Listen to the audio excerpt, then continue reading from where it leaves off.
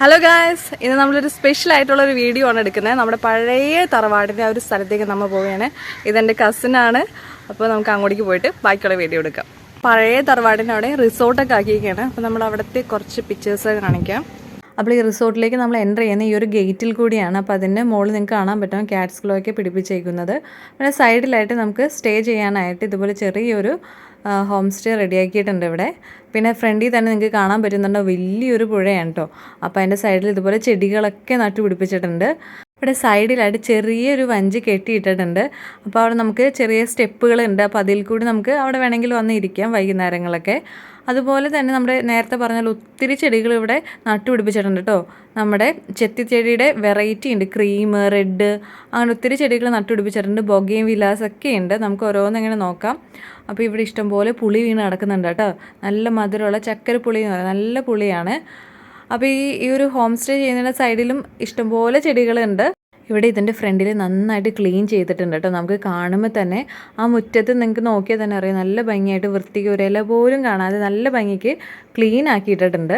പിന്നെ ഈ പുഴയുടെ സൈഡിലൊക്കെ ഇങ്ങനെ നിൽക്കുമ്പോൾ തന്നെ വൈകുന്നേരം വന്ന് ഇങ്ങനെ ഇരിക്കാനായിട്ട് കുറച്ചും കൂടി സുഖം. നല്ല കാറ്റുണ്ട്, നമുക്ക് ചൂടെടുക്കുകയില്ല. നല്ല രസമാണ് ഇവിടെ വന്ന് ഇരിക്കാൻ. പിന്നെ നിങ്ങൾക്ക് കാണാൻ പറ്റുന്നുണ്ടാവും ഒത്തിരി ബൊഗെയിൻവില്ല ഇവിടെ ചെടിച്ചട്ടിയിൽ നിരത്തി വെച്ചിട്ടുണ്ട്. വൈകുന്നേരമൊക്കെ വന്നിട്ട് നമുക്കിവിടെ ഒത്തിരി നേരം ഇരിക്കാൻ വേണ്ടിയിട്ട് സ്പെഷ്യലായിട്ട് ഇവിടെ ഇങ്ങനെ ഇരിക്കാനൊക്കെ ഒത്തിരി സീറ്റൊക്കെ ഉണ്ട്. നല്ല രസോട്ടോ ഇതിൻ്റെ ഈ ഒരു പുഴയുടെ തീരത്തൊക്കെ വന്ന് ഇരിക്കാനായിട്ട്. ഇതിൻ്റെ നമ്മുടെ ഓപ്പോസിറ്റായിട്ട് കാണുന്നത് ടിപ്പു സ്പോട്ടാണ്. ഞാൻ കാട്ടിത്തരാം. നേരെ കാണുന്ന ഓപ്പോസിറ്റായിട്ട് വരും കേട്ടോ ടിപ്പു സുൽത്താൻ്റെ കോട്ട. അപ്പോൾ അതിൻ്റെ കോട്ട ഈ പുഴയുടെ അടിയിൽ കൂടി ഉണ്ടെന്നാണ് പറയുന്നത്. അതിൻ്റെ മറ്റേ അറ്റം വന്ന് പള്ളിപ്പുറം സ്ഥലത്താണ്, പള്ളിപ്പുറം കോട്ട എന്ന് കേട്ടിട്ടുണ്ടാവും.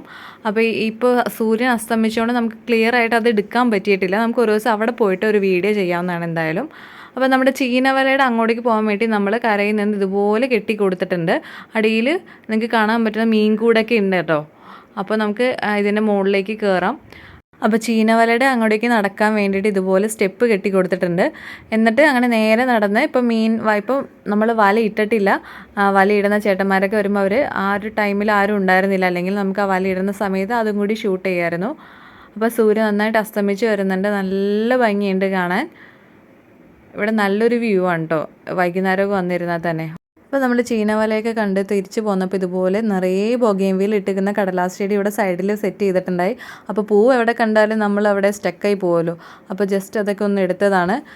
ഇവിടെ വന്നപ്പോൾ നേരം പോയത് അറിഞ്ഞില്ല, പെട്ടെന്ന് ഇരുട്ടും വീഴുന്നുണ്ടായിരുന്നു. ഇത് നോക്കി, ഇവിടെ ഒരു കട്ട പിടിച്ച് നിൽക്കുന്ന റോസാപ്പൂ ഉണ്ട് കേട്ടോ, വെള്ള കളറിലെ. ഒത്തിരി വെറൈറ്റീസ് ഉണ്ട്. കുറേയൊക്കെ എനിക്ക് തോന്നുന്നു ചീത്തയായി പോകുന്നുണ്ട്. എന്നാലും ഒത്തിരി ബൊഗെയിൻവില്ലയ്ക്ക് പൂവിട്ടിട്ടുണ്ട്. നമ്മളിവിടെ നിന്നപ്പോൾ 2 നീർനായകളൊക്കെ ചാടി വരുന്നുണ്ടായി.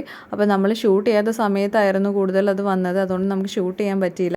അപ്പോൾ ഈ ഒരു ഭാഗത്ത് നോക്കിയാൽ നമ്മുടെ റിസോർട്ടിൻ്റെ ഫുൾ ലുക്ക് നല്ല ഭംഗിയായിട്ട് കാണാൻ പറ്റും.